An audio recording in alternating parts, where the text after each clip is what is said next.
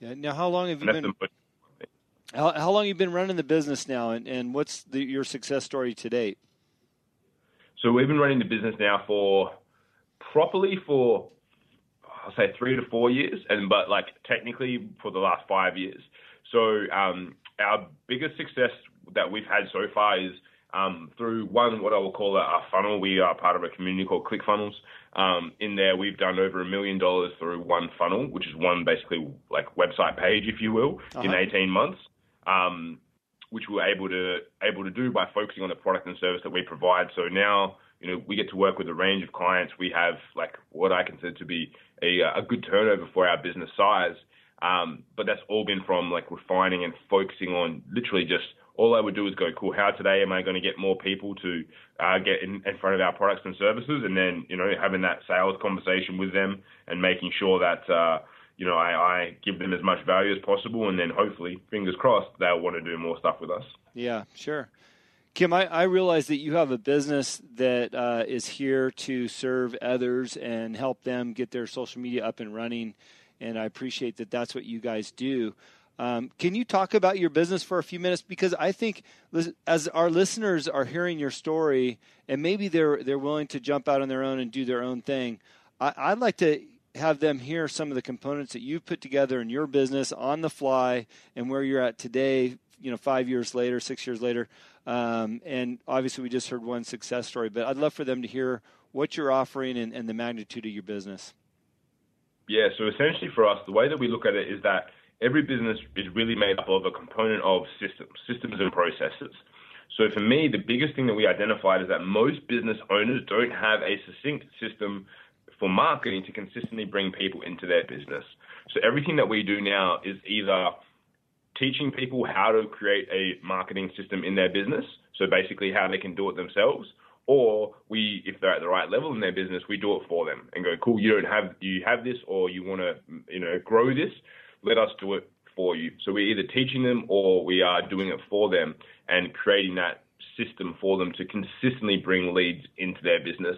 And yes, you've got to incorporate the organic strategies of, posting good content so people know that your business is alive. But then also we focus on going, cool, how do we use direct response?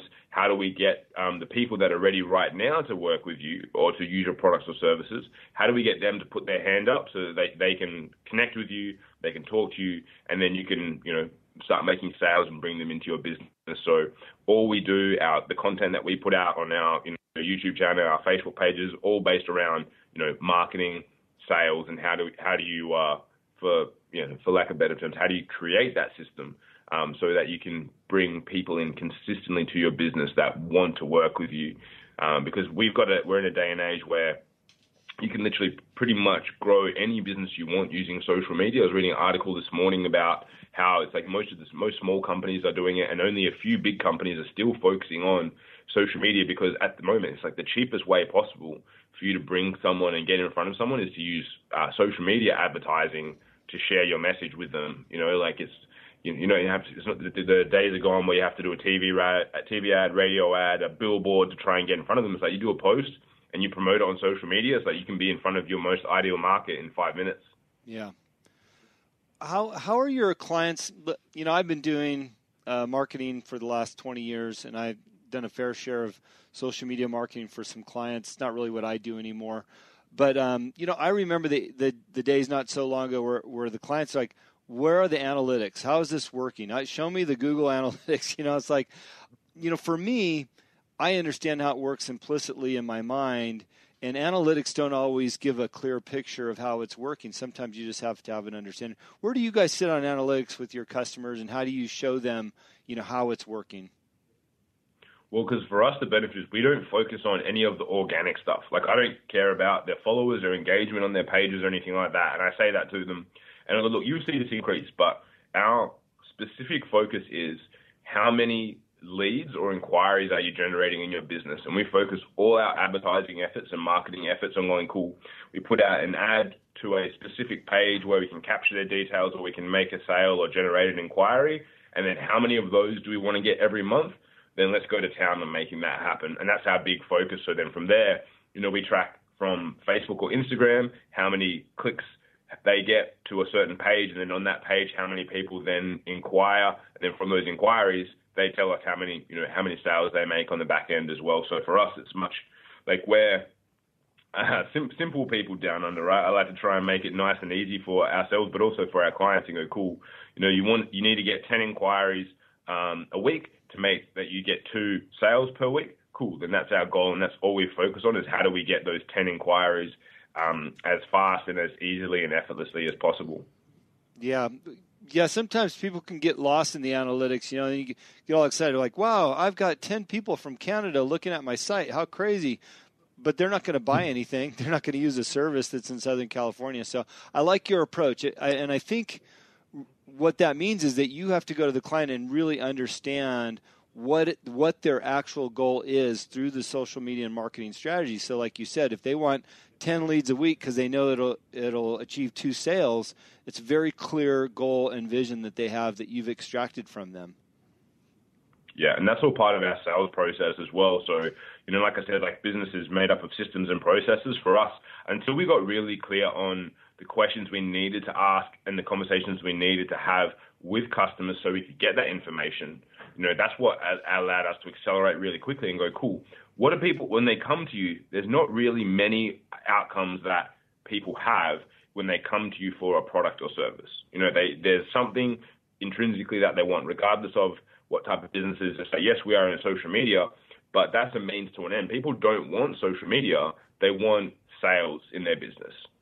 So for us, like once we could distill that down, like I said, I'm a simple guy. Like when I try with everything to simplify it as refined as possible, and go, cool, in your business, what do they want? Great. Why does someone go to a gym, et cetera, et cetera, et cetera? It might be because actually the only thing that they want is confidence. So cool, then that's what we are selling is, cool, you want to feel more confident in your body. Even if you don't lose weight, they want to feel more confident about who they are. So what do we have to give them and provide to them to ensure that that's the outcome? Why does a lady go to a hairdresser? Because she wants to feel beautiful. She doesn't want a haircut. It doesn't really matter, but she wants to feel beautiful when she leaves. So that's like the key core focus. And that's what, so anyone listening, if they're started up or starting up, is that once you understand what the actual thing is that your clients want, it then becomes easy. It then becomes simple for you when you have those conversations with them, and it becomes easier for you when you need to articulate what it is that you do, because then it all becomes like, that's for us. We know the metric is all they care about is leads which qualify to sales. So it's like we don't show them the CPMs, the CPC, or the marketing jargon because they don't care.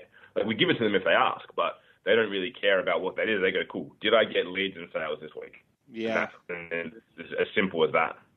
Yeah, you know what? That is a great learning and understanding for our listeners, regardless of what you're doing, is really finding out what the customer wants from you and delivering on that. And the way that you get there is a variety of opportunities, but really understanding what they want. I love that. I appreciate you bringing that up. I see on your website that you are not only a speaker, but you do some training as well.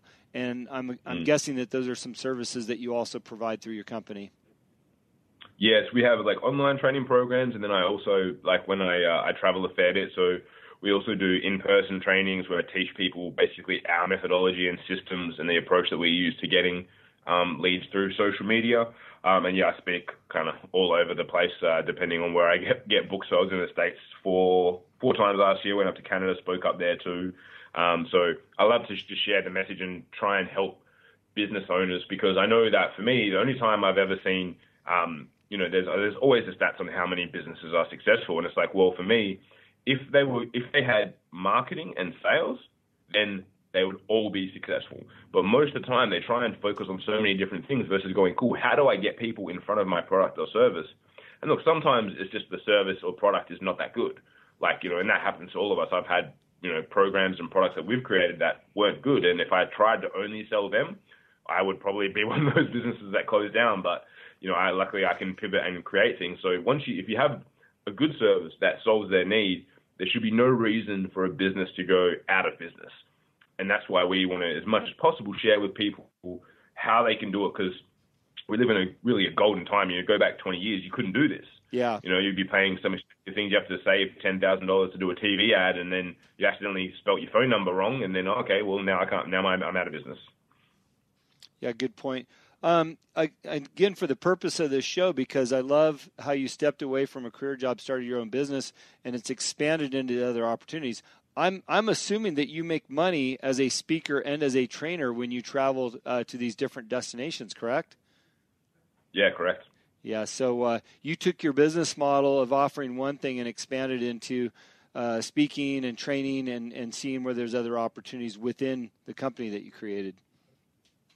Yeah, well, the big thing that I really, really like and enjoy, and I was reading a story, I think it was of Henry Ford when he first started Ford, and it's like within a business, there's always a byproduct from what your core offering is.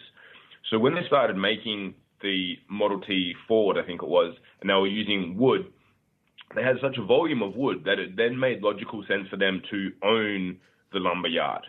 And then when they owned the lumber yard and they were using all the wood to make the Model T Fords, they found that they had so much, I think it was like wood pulp or whatever it was coming out. So they said, well, we can compress this into burning blocks that people can use in their houses. And then they sold that as like fire kindling. Uh-huh. So there's always a byproduct in every single business that most people miss out on.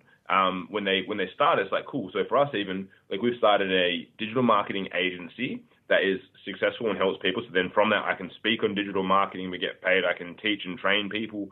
But also another byproduct is we have the exact system for someone who wants to run a digital marketing agency for them to be successful with that because we've built it. We've got all the processes, systems, and documents to do it. So now, this is what we do. We just launched this at the end of last year. We now sell a product and a license to all of our IP to people.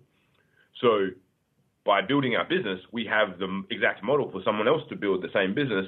So now we provide that as an offering for people as well.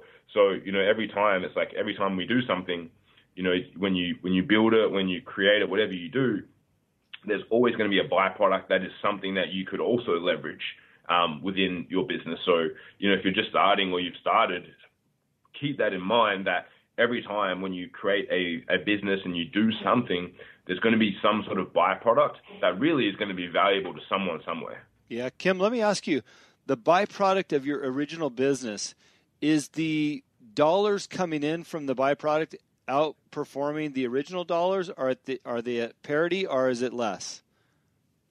So the first byproduct being the speaking and training would be less than the original because it's we charge a fair fee to do it for people. Yeah. However, it's definitely added a lot of extra revenue to our business. Now, the new byproduct, I think, is going to very fastly outweigh and outrank what we've done before. So the new product being our service where we're giving people our business, basically our business model. Already in the first week of launch, we have 2 to 3 people already on board for it, and it's going to very fastly, I think, outrank and outweigh what we've gotten from our original business. Yeah. That is such an important thing for you to bring up, talking about the byproduct. As an example for myself, I started this podcast to drive SEO traffic to my wine business because it's an online company. And we know the value of getting voice out there and driving extra traffic. And I wanted to do it. It seemed like something fun for me.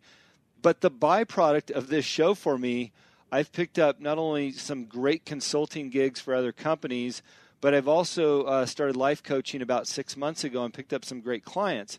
Now my byproduct is outperforming my original goal and the wine business that I started a year and a half ago.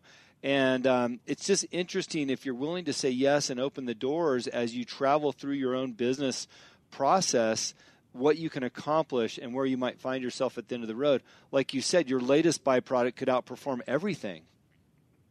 Yeah, it's crazy. And I think it's just you've always got to just make time.